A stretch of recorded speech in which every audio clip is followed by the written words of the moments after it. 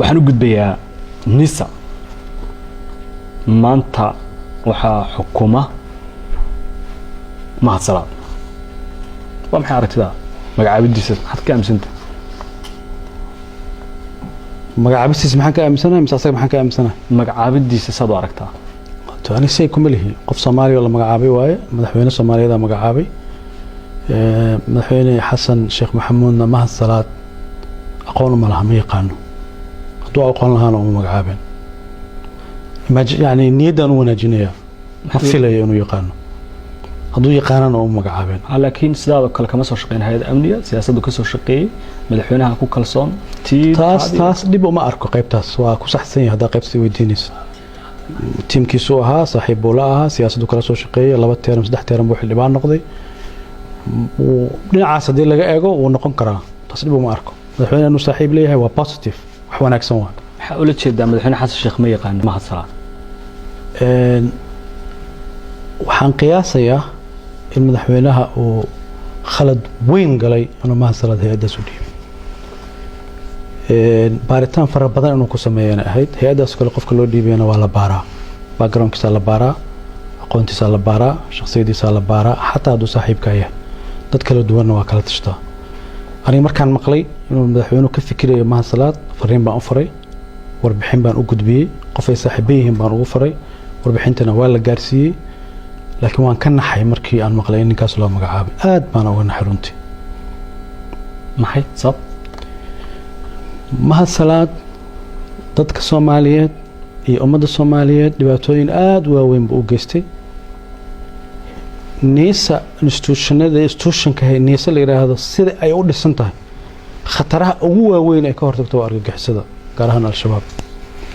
Mahad Salaadna xiriir weyn buu leeyahay muddo dheer oo 8 sano 10 sano ku dhow xiriir wada shaqeyn uu leeyahay xiriir wuxuu leeyahay shaqaale uu yahay buu wada shaqeyn xataa ma shaqaale uu yahay wuxuuna kamid yahay dad aan xogtooda haynay oo markastana khatarahooda aan ka hortagi jirnay qaarna anagoo ka hortagayna ayna dhaaf jireen kareemiyo waaweyn dalkan uu ka sameeyay waxaan diyaar u ahay ummadda Soomaaliyeed meel kasta iyo goob kasta inaan u sheego waxaan rabaa inaan ku sheego sargaalka nabad sugidda Soomaaliya ka tirsan ee sir qaran la wadaaga taliyaha cusub ee la magacaabay waa qof sirtii qaranka u dhiibaya qofkii laga ilaalinayo Fahad Yaasiin eed weyn ayaa jeedinaysaa eedaas mar kamida mararka adaa lagu jeedin jiray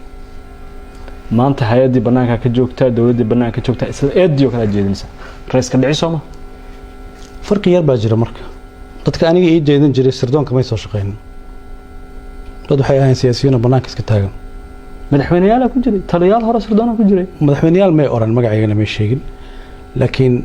dad sirdoon ka soo shaqeeyo madax ka soo noqday aniga ima eedeyn dad siyaasiyiin magaalada iska jooga eedeynay laakiin aniga faylal aan la dhaqmay oo aan la macaamalay oo gacanta ku hayay oo ka shaqeeyay oo resultigoodii aqaano way waxaan ku sheegaa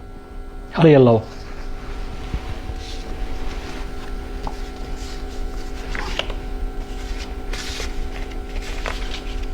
هل يلا ما هان إلى اللحم كوش يكره تفضل سودو إلى اللحم كوش يكره لكن عناوين أهم بنكوش يجاية صبتو هي أدي خصيصات فاسيش على السكرة هذه وريته أنت كخصيص بنكوش يكره وذا الشقين مركز تراهي وذا الشقين ما شقالو إيه شقالة مركز تراهي وأذان عرس خلينا والسيود أو الشقين كوحر جيسو وحسهلا ما وهم حكوا الشقين هذيس وحنرب أنا باك جراوند كوسية الشباب ضد فرق بدن Soomaaliya bay qaar cabsiin ku shaqaaleystaan qaarna dhaqaale ku shaqaaleystaan baabuurta qaraxyada magaalada la soo galiyo dad baa soo galiya shabaab ma aha nin indhala oo iska socda ma dadkaas indhala oo iska socda oo meel isaga dhufanaya ma dad baa caawiya oo facilitation ka u sameeya dadkaas caawiya oo shaqeeyo inuu kamid yahay waxyaabo waaweyn dalkan uu ka geystay oo xasaanadu ku gabanayay qaarkoodna anaga waa ka hortageynay qaarkoodna waxaan la suganaynaa waqti lagu xisaabtami karo waqtiga lagu xisaabtami karo maanta jooga oo san xildhibaan ahayn waxa ii sheegtaa waxa waaweyn iyo wada shaqeynta heerka gaartay shaqaalanimada heerka gaarsan aad ku eedeynaysid anaga ma hayno sarunteeda iyo xaqadeeda adiga ma hayn kartid adiga ii sheegay waa maxay kiisaskaas dadka Soomaaliyeed la wadaag waa badan yihiin laakiin waxaan kuu sheegayaa mid qof ka mid ah hadda uu nool yahay uu joogo caafimaad qabo ra-iisul wasaarayaashii dalka soo maray mid ka mid ah inuu dilo isku dayay iyadoo al-shabaab ay isticmaalayaan waxaan aniga xogta markaan helay ra-iisul wasaarahaasaan wacay maha salaad iyo qof la socda ma kugu imaanayaan ha qaabili baan ku yidhi farqiga u dhexeeya 25 daqiiqo ahayd 25 daqiiqo oo aniga aan soo dhexgalay baan ku noolaaday waa kee ra-iisul wasaarahaas mar raba magaciisa inaan sheego hadda laakiin madaxda qaranku ka mid noqday hay-adaad joogta xilligaad xogtan ogaatay hay-addan joogay mar waxaa jirtay labada aqal ee baarlamaanka iskool bolisiya shir loogu qabanayo oo madaxweynuhu uu furiyey taariikhdii hadda exactly waa la raadin karaa laakiin labada aqala loogu shiray loogu qabanayo waxaa loogu qabanayo iskool bolisiya wuxuu qorsheeyey oo al-shabaab kala shaqeeyey oo mahad karataay oo ninku u shaqeeya ah uu kala shaqeeyey meeshaas in laba baabuur la soo geliyo oo dadkii meesha madaxdii qaranka timid qarax loogu soo geliyo way nool yihiin tafaasiisha ma siinin laakiin gudoomiye cabdi xaashi telefoon baan u diray waxaan ku yiri barrito shirkaas hal la baajiyo sababo amni darteed gudoomiye golaha shacabka maxamed mursal baan telefoon u diray waxaan ku yiri barrito shirkaas hal la baajiyo sababo amni darteed madaxweynahana saasoo kale aan ugu sheegay laakiin madaxweynaha tafaasiisha oo dhan baan siiyey laakiin labada gudoomiye oo kale waxaan u sheegay sababo amni darro oo argagixisadu maleegayso inay qayb ka tahay mala joojiyay shirka sidaa lagu baajiyey goobtiisii la bedelay markii dambana wuu baaqday iyo in la qabtay hadda ma xusuusta laakiin goobtii iskool bolisiyo lagu qaban lahaa waa la kansalay wixii aniga ii muhiimsanaana goobta in la kansalay ahayd isagaana abaabuliyey taliyihii niisa nin la yidhaahdo qoojayare oo dhusmareeb bannaankeeda lagu dilay mahad salaadaa qorsheeyey asagaana dilay niisa taliyihii niisa ee joogay meesha la yidhaahdo dhusmareeb qoojayara la yidhaahdaa nin dhallinyaro ah oo caqli badan oo degan oo qiimo lu ahaa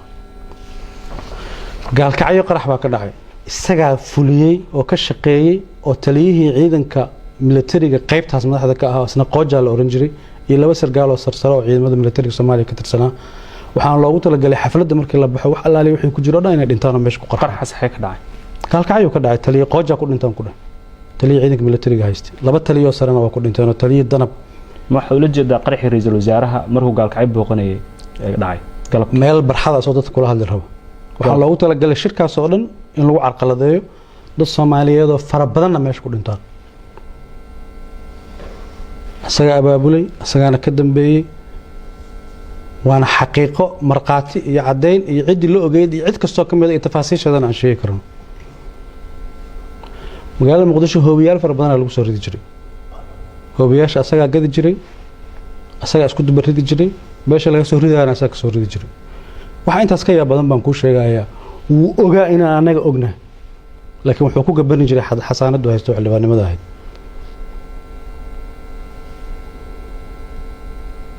nasiib darro iyo calool xumo iyo dhibaato ku tahay in hay'adda nabad sugidda qaranka nin amniga dalka khatar ku ah inta loo dhiibo madax looga dhigo waxaan u maleynayaa in lagu sifeyn karo fadeexadii qarniga ka dhacday ma dhamaysatay kiisaski intaan hadda ugu muhiimsanaa waa kuu sheegay waxaan ku weydiinaa fahad waxaan markay dhacayeen ama xogtan aad helaysa niisa joogtay qaybo ka mid ah sabab qaarna ma joogin madaxweyne xasan sheekh xilligiisii hore waa tii la soo weeraray madaxtooyada mahad baa qayb ka ahaa intaad joogtay aan eegno wada shaqayntan aad shaqaalaha iyo wada shaqayntan aad sheegaysa ee maanta mahad ku eedeynayso hay'adda nabad sugidda qaranka haysatay taliyihii ugu sareeyay ahayd dawladda Soomaaliyeed ee dhisnayd waa xildhibaan baarlamaanka ka tirsan maxay xogtiisa loo sheegi waa si sahal waxa la dhihi lahaa nin mucaaradaha la beegsanaya waana been sadis baa la dhihi lahaa wixii dhihi lahaa wax kale lama soo kordhiyeen ma wixii dhihi lahaa waa wax kale laakiin cadeymaha ay niisa hayso inay soo bandhigto mahad oo aan maanta taliye nabad sugid ahayn oo xildhibaan baarlamaan ku jira oo mucaarada maxaa loo sheego hadda xildhibaan lama maxkamadeyn karo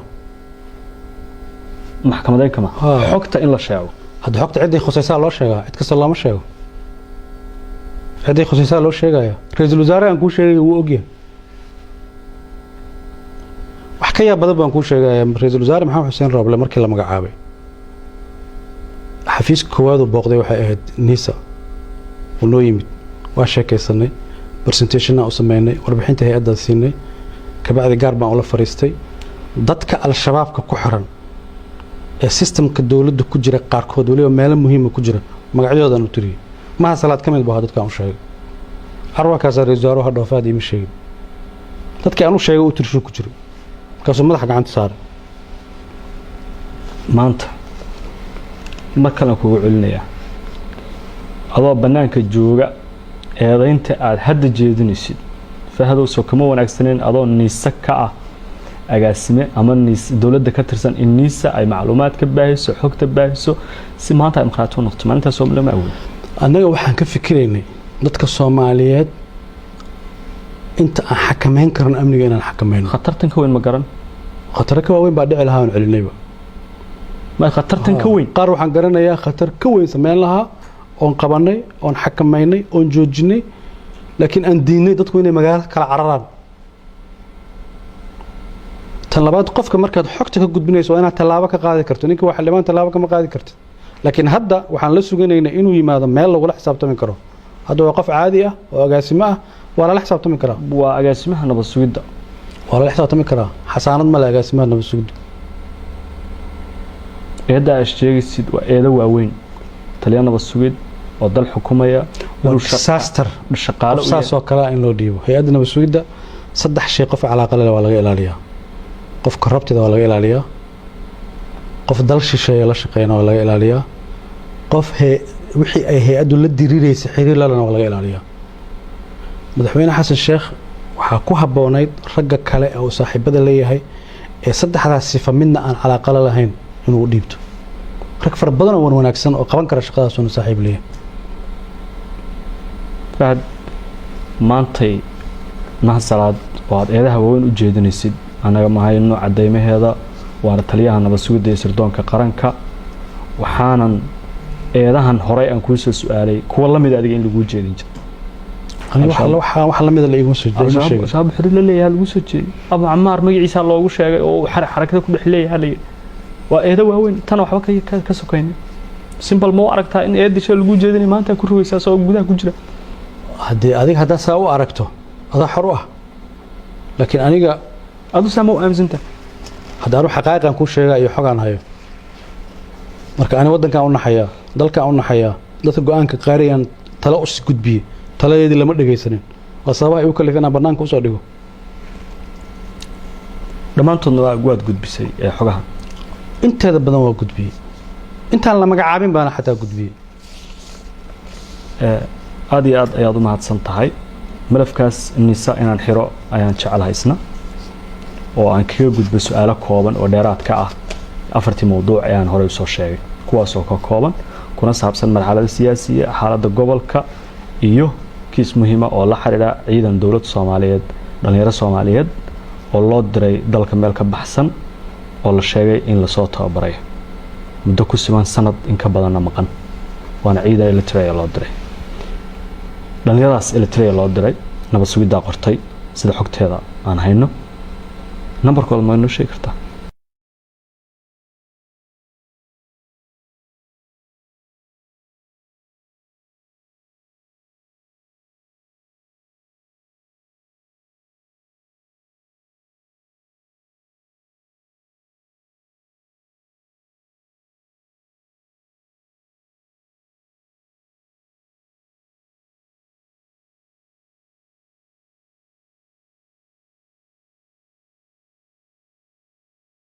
bishaaro waxaan kuugu bishaaraynayaa application-ka Baysi waxa uu ka caawinayaa inaad ehelkaaga lacag u dirto adigoo jooga gurigaaga iyo goobtaada shaqada loo diraha lacagtu waxay ugu dhacaysaa telefoonkiisa gacanta Baysi waxaad ka heli kartaa App Store-ka iyo Play Store-ka